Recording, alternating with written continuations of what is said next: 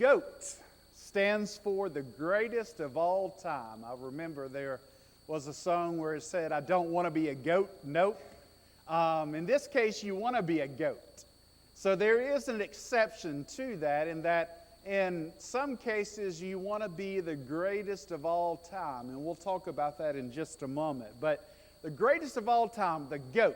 Well, when you think about boxing, who floats like a butterfly and stings like a bee? Muhammad Ali, right? I don't think there's a question about it. The greatest of all time. You think about basketball. I mean, come on, Kobe, LeBron, you're a joke. Michael Jordan, we all know it. They know it too. And there's no question, the greatest of all time. Baseball, Babe Ruth. I mean, Babe Ruth's synonymous with baseball. And then, of course, football. Did you think I would go anywhere else? No doubt the greatest of all time in college. Pro is debatable. I mean, I know he's not in that discussion in pro, but pro is debatable whether you go quarterback or you go Jerry Rice, the wide receiver. I mean, there's a lot of people you can put in that argument. I don't think it's as clear as the other sports. And so I stick with my college football player, Tim Tebow, the greatest of all time. But when we think about the greatest of all time, we also think about people who have money. His net worth is $66 billion. Can you comprehend that? Because I can't. You know, I'm happy if I've got $100 in the checking account at the end of the month, aren't you? $66 billion. That's amazing. We think about being a genius, but hopefully with better hair. But Albert Einstein, we know him. E equals MC squared. We all learned it and learned all about his teachings and the impact he had. But I just will always remember him for his hair. And especially the picture, if you've seen it, where he's sticking out his tongue. One of the greatest pictures. Picture of me when I was 20. The Terminator. You think about strength. You think about that kind of power. I'm not sure how much of that is natural. I'm not making any kind of suggestions. I'm just saying, that ain't human. But the Terminator, the Governator, Arnold Schwarzenegger. And then we think about power, our president. Our president just reelected, but the most powerful position in the world today, wouldn't you agree? I mean, that's what it boils down to. And I also just want to take a moment. It may have been done this morning, and if it wasn't, I'm sure it would have been fine too to repeat it. People, remember, respect your president. And whether or not he's the guy you voted for or not, doesn't matter. Respect your president, respect the government. Just keep that in mind. I've seen some stuff on Facebook and different things that it's been very disappointing. And I just felt like there was a need just to remind everyone that, hey, if Christians were told during the time of Nero to respect the government, we need to respect the government. And we need to bite our tongue, and we need to think about those statuses before we post them, okay? All right, now I'm moving on. It's just my little went off chasing a tangent. But let's talk about being the greatest of all time. Let's go back to our text in Matthew chapter 20, verses 20 through 28. And I want us to note the request that is made by James and John, all right? But here's what's interesting. They get their mommy to do it for them. We only get this account here in Matthew, but when you put it all together, obviously this is the accurate account. They get their mommy to go and make this request for them. So first and foremost, man up, okay? I mean, that's when I first read that, that's what I wanted to say, man up. But there's a reason for that. There actually is a reason. They're trying to use her to their advantage, because if you go to Matthew 27:56, Mark 15:40, and John 19:25, you'll see that she is a sister of Mary, thus making her Jesus' aunt. So are they trying to say, hey, we're family. Yeah, you think so? And instead of coming from cousins, I mean, those of you, you know your cousins, you ain't going to go and do that. I mean, cousins, we're just going to fight with each other. That's about all we're going to do. But now we're talking about aunt, all right? So they're trying to play upon that family relationship. And so they use that, and she comes to Jesus and says, Lord, will you promise me that my two boys will sit to your left and sit to your right when you come to your kingdom? And they're probably thinking it's going to happen pretty quickly. They know that he's going to Jerusalem, right? And they still, as we know from Acts chapter 1, they still have the mindset of a physical kingdom. So they're thinking it's going to happen at any time. They don't grasp the concept. And what's amazing here is right before the discussion of would my boys sit to your right and sit to your left, guess what Jesus had just discussed with them? His crucifixion. So what's on their mind? Not about him, his suffering, his pain, and his agony, about my position, right? Where am I going to be sitting at the kingdom? And so you see this request that they want to be considered the greatest of all time. Well, let's look at the response. The response is pretty evident that in the kingdom of Jesus, greatness is not determined by where you sit, but how you serve. You've got to remember that. It's not about where you sit, whether you're to the right or to the left of them, what seat, what number it is, what your status is. It's about how you served here upon this earth and how that you've impacted others and the good that you have done. And so Jesus says to him, you don't even know what you're asking. And clearly they didn't, did they? They did not understand what they were asking him. And so he says, can you drink the cup that I'm going to drink? And they say, we can. Well, wait a minute. Do they really understand the kind of cup he's talking about? Not at this moment, do they? I mean, they're just thinking, oh yeah, we'll do whatever's necessary to be the greatest of all time. And so what do you mean the cup? Well, clearly the cup of suffering. The cup of suffering that is evidenced clearly by Calvary, right? And he says, can you drink this cup? They said, we can. He says, you will. You will if you're going to be my disciple. You will drink this cup. You will be persecuted. You will suffer for the cause, right? But he says, as far as sitting to my right, sitting to my left, that's not for me to decide. That's for the Father to decide. But if you want to be great, let me tell you how to be great. He says it's not how the world defines it. The world defines great based upon power, upon strength, upon money, and all these other things, right, that we still think of in terms of greatness today. He says that's not how to be great. How to be great is to be the servant of all. Is to be the slave of all. It is, as I'm going to teach you, not coming to serve, but not to be served, but to serve, and to give your life as a ransom for many. You see, greatness in the kingdom of God, you can have it, you can achieve it, but it's just the opposite of the way that the world defines greatness, right? And so we see it in our text, but let's try to apply it now to our lives. Number one, let's think about the attitude of greatness. What is the attitude of greatness? Well, in verse 28, Jesus says, the Son of Man came not to serve, but to serve, right? He is the King of Kings. He's the Lord of Lords. Philippians 2 and verse 6, we're told there that he, being in the form of God, what does that mean? Equal with God, right?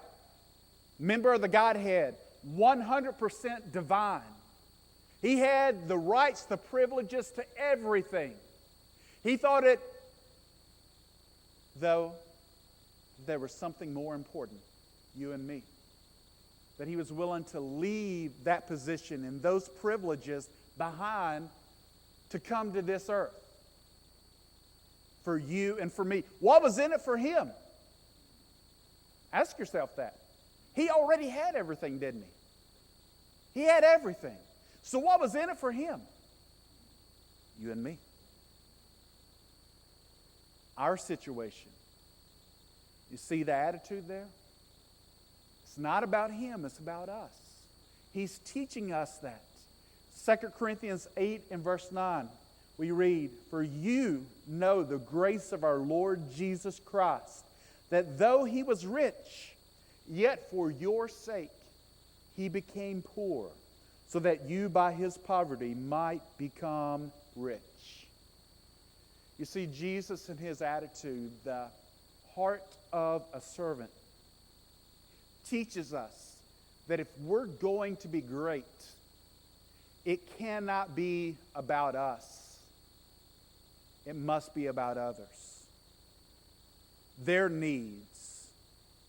We must truly, as Jesus would say in Matthew 22 and verse 39, love your neighbor as yourself, right? Jesus teaches us how to do that. To truly love our neighbor. See, we talk the talk and we act like we do and so forth. But really? Do we really love our neighbor as ourselves? Are we as concerned about the needs of others as we are about our own needs? As a matter of fact, do you even know the needs of others? See, that's the question to ask, because Jesus knew our needs. Do we know each other's needs? See, we read in Philippians 2, 3 through 4. Listen here. In humility, count others more significant than yourselves. Let each of you look not only to your own interest, but also to the interest of others. Why are we being told this? Because that doesn't come naturally for most people, does it? We naturally are selfish. I mean, you go back and you look at children. When they're hungry, what do? Mommy! And just mommy, mommy, mommy, mommy, mommy, mommy, mommy, until they get something to eat. Or you're at the grocery store, and there's the cereal. It's got the prize in it. And they can be relentless, right? But have we really changed as we've aged? No, the toys have gotten bigger and more expensive. But we still can be very, very selfish, right? And it can be about us, us, us, us, us. When Jesus says it's to be about others. You've got to put others first. You've got to consider others more important than yourselves. He doesn't say that others are more important, because in terms of equality, we're all made in the image of God. We all have the same value and the same worth. But what you need to understand is you're no more special than anybody else. So get off your pedestal. Right? I am nobody. You are nobody. We are all children of God, made in His image. We have that same equality. We are all important. But I am not better than anybody else, and you are not better than anybody else. And we've got to stop thinking in those terms, looking at others in those terms, and start looking at the world the way that Jesus does. And seeing people as souls who are made in the image of God, who need God, who are hurting, who are crying out. We've got to see people for who they are and genuinely care. Not just talk the talk, but genuinely care. Because the rest of this sermon, you know. And you know what I'm going to say. So there's really nothing in this sermon that's going to be groundbreaking to you. I don't know how to get you to change your attitude. I don't know how to get me to change my attitude. God's got to change our attitude. We've got to change our attitude. And until that happens, we're going to keep doing things the way we've been doing it, living our lives the way that we've been living it, where it is me, me, me. That's what it boils down to. And you look at the church of the New Testament versus the church of the United States of America in the 21st century, something doesn't add up, does it? Were they perfect then? Not at all.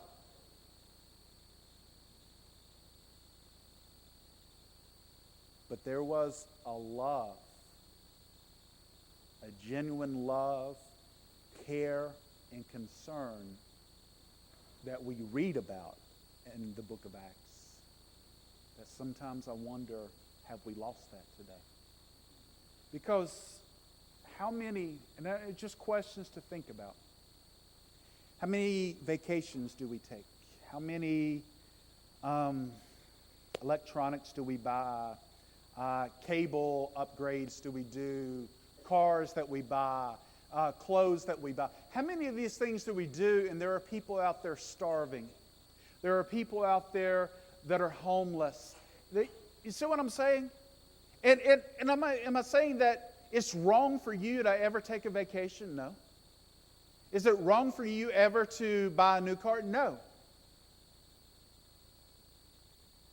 But are we really counting others more significant than ourselves, right? You see, do we know the needs? Just start here in this church, in this congregation. Do we know the needs of the members of this church? There are people right now, and I talk about, like last week, me wondering, am I going to have a job in general? I firmly believe that. I do. Do I sometimes say, help my belief? Absolutely. I do struggle with that, and who doesn't? But there are people right now who don't have a job. Right now. They don't have a job. How are they going to pay for groceries this week? Do we know about their needs? And what are we doing about it? See what I'm talking about? There are people hurting in this congregation. Do we know about it? And do we care? See, do we care? Because anyone see Hotel Rwanda? Show of hands. Anybody? Got a few. I see Ernie saying no, and a few others. If you haven't seen it, let me recommend it. I don't know. Should I recommend that probably for television? I forget. Is it appropriate to rent? You think? Okay. Rent it. Good movie. Powerful movie. There's a scene in that movie that I will never forget. They're in the hotel, and some of the reporters had come by because you go back and you read about the genocide that was taking place in Rwanda at the time. And so some of the reporters had come trying to capture that, and they had captured some pretty gruesome images of people killing one another. And the hotel owner, manager, walks in, and they're like, oh, I'm sorry, because those are his people that are dying. And so they're trying to be respectful. He's like, no. I'm glad that you've captured that footage because I want the world to see what's taking place here. And I want them to come and to help us. And then I remember one of the reporters saying, I wish that were the case. I wish I could tell you that it wouldn't make a difference. What will probably happen is this. They'll pause from eating their meal and say for a couple of minutes, what a shame, how awful that is. And then they'll go back to eating their meal and their life will go on. I wish I could tell you that was just a movie. But that's real life, isn't it? Do we want to be the greatest of all time? Do we really want to be great in the kingdom of heaven? It's about being a servant. Being a servant, you're not going to get the accolades that other people get. People may not even know what you do. may not even care what you do, but Jesus will. And it will make all the difference in the world for those whom you serve. And so we've got to change our attitude. Number two, we've got to change our actions. In order to truly serve others, we've got to care and we've got to do. And so Jesus said, I came with the attitude to serve, and here's how I served. I gave my life upon the cross. I died. Philippians 2, verses 7 through 8, will say that he came in the form of a servant, in the form of a human being. And he became obedient unto death, even the death upon the cross. I don't need to remind you about how awful the crucifixion was, do I? The suffering, the pain, the agony that he endured for you and for me upon that cross. What you need to remember is that it cost Jesus everything. In his service to others, it cost him everything. But it was worth it. If we're going to be a servant like he is, my friends, it's not just a mere sacrifice of just enduring a sermon. I know it's tough, all right? I've been on the receiving end. It's tough. I understand. It's more than just throwing a couple of dollar bills in the collection plates and coming back on a Wednesday night. You call that sacrifice? It is to a degree, but it's more than that, isn't it? When we talk about sacrifice, we're talking about Calvary. That's what we're talking about. That's sacrifice. That's giving everything you can for the benefit of others, right? Because of your love, your care, and your concern. And so, James 2, verses 15 through 16, listen. If a brother or sister is poorly clothed and lacking in daily food, and one of you says to them, go in peace, be warmed and filled, without giving them the things needed for the body, what good is that? Now let me ask you something, and I want you to be honest, not a show of hands, but just think about it. Think about it. How many times have you had a brother or sister come to you and talk about some of the struggles that they're having in their life and some of the difficulties that they're facing, and you just kind of put your hand up on their shoulder and say, I'll be praying for you? Now, do you mean that? I hope so. I believe so. And do I believe that there is power in prayer? You betcha. And sometimes that may be the only thing you can do. But what if? What if that person is saying, I really need a meal. I really just need someone there for me on Tuesday to sit with me through the surgery. Or I need this. And you just say, I'll be praying for you. God bless you. Really? That's it? That's your answer?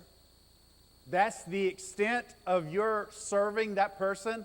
I'll be praying for you? Something's wrong with that, isn't it? What good have you done that person if you could do more? Sometimes you can't. Sometimes that's all that you can, and God bless you for that. But what I'm saying is, when you can do more and you don't, Paul would say in Galatians 6 and verse 10, as we have the opportunity to do good, let us do it to all people, especially to those of the household of faith, right? As we have the opportunity, we have the responsibility. And we cannot get around that responsibility. It is yours, it is mine. And we've got to make a decision at that moment. Are we going to serve, or are we just going to walk away and put on the face and pretend like we're a Christian, or are we really going to be a Christian? That's what it comes down to, right? Words are one thing, but actions speak louder than words, don't they? That's where you can really tell those who are living Christianity, by how they put it into action. Because we can all talk a good talk, but what are we doing? How are we serving? That's the question. How are we serving others? We should be able to look at our lives and time again see examples after examples of how we are serving others for the cause of Christ. If we can't see that, then we are not a servant. And we are not about what Jesus would have us to be about. And so we have an attitude. We have actions, and then the accomplishments. See, one thing we need to know is this. What's in it for me is the wrong approach. It really is. We shouldn't think in those terms. But we also need to be reminded of the fact that God knows everything that you do. And so, even though you may never receive the praise here upon this earth that you might feel that you deserve, you might never have some big presentation and some plaque or whatever given to you, some trophy, which, by the way, if you need that, you can go buy one, all right? You know, I used to work hard at earning trophies until I found out you can buy them. Now I'm good at everything, all right?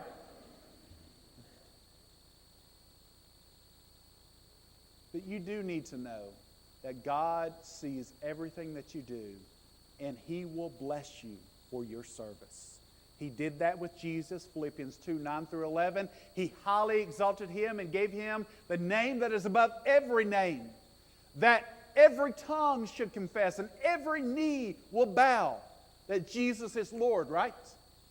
Well, in Romans 8 and verse 17, Paul writes, "And if children, then heirs, heirs of God and fellow heirs with Christ." Listen now.